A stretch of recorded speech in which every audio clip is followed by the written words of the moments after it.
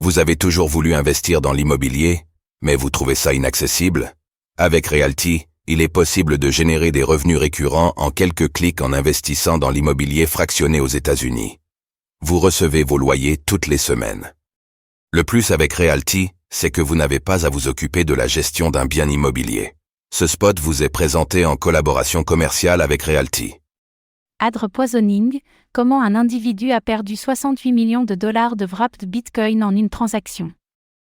Un individu a malheureusement été victime d'adre poisoning, perdant ainsi plus de 68 millions de dollars en wrapped Bitcoin.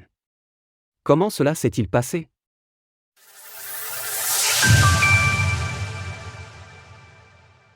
68 millions de dollars de wrapped Bitcoin perdus pour une mauvaise transaction. » Un individu a malheureusement été victime d'adre poisoning, ce qui l'a conduit à perdre plus de 68 millions de dollars sous forme de wrapped Bitcoin, un token adossé au cours du Bitcoin sous forme ERC20. C'est Cyberalert qui a rapporté l'information en premier, indiquant que quelqu'un avait perdu 1155 wrapped Bitcoin en une seule et même transaction.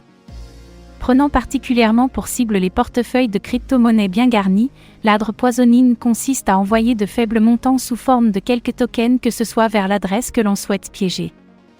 La subtilité repose sur le fait que l'adresse envoyant les fonds présente les mêmes caractères en début et fin d'adresse, dans l'optique que la victime se trompe d'adresse en fouillant dans son historique.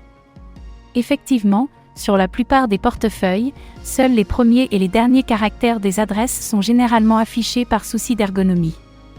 Aussi, en ne vérifiant que ces derniers, une erreur est vite arrivée, et c'est ce qui est justement arrivé à la personne dont nous parlons aujourd'hui. Comme vous pouvez le voir ci-dessous, les débuts et fins d'adresse sont exactement les mêmes. Cependant, passés les 6 premiers caractères, l'adresse devient différente. Mais cela n'est visible que sur les explorateurs, les portefeuilles ne pouvant afficher qu'un certain nombre de caractères. Ainsi, pensant envoyer ces quelques 68 millions de dollars de wrapped Bitcoin sur l'adresse habituelle, la dernière de la liste ci-dessous, la victime les a transférés sur la fausse adresse. Depuis, cette dernière a été identifiée comme adresse de phishing par l'explorateur Etherscan. Pour créer de fausses adresses comme celle-ci, les individus malveillants ont recours à ce que l'on appelle des vanity adres.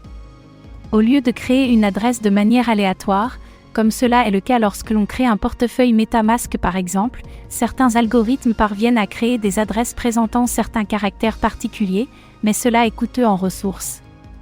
Aujourd'hui, certains portefeuilles comme Rabi Wallet préviennent l'utilisateur dès lors qu'il est sur le point d'envoyer des fonds vers une adresse avec laquelle il n'a encore jamais interagi, permettant de mitiger ce genre de risque.